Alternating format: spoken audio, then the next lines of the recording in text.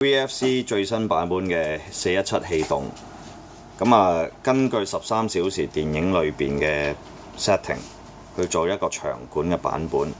除咗長外管呢，佢嘅內管都長埋嘅，所以睇到內管呢都差唔多齊貨模去到呢度。都係限量嘅。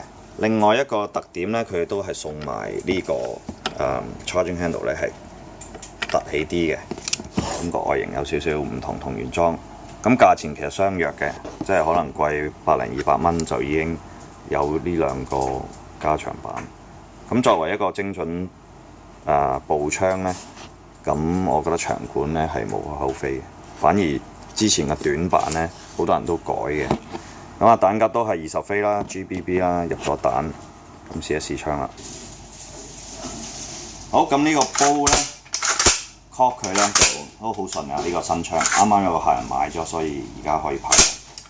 都出咗一段日子啊，其實而家煲 release 啦。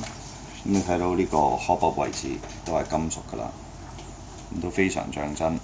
係啦，而呢個飛殼蓋都係跟真槍都係類似纖維塑膠料嘅，係啦。如果閂咗蓋之後，個煲一喐呢就會開㗎啦。呢個 magazine release 掣都係一邊嘅啫。雙邊選擇掣，單發全自動 safety。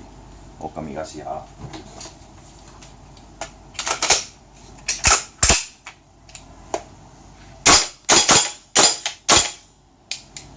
好，試連發，好大嘅衝擊力嘅，好大 blowback， 因為個煲咧都比 M4 係長咗多咗料嘅，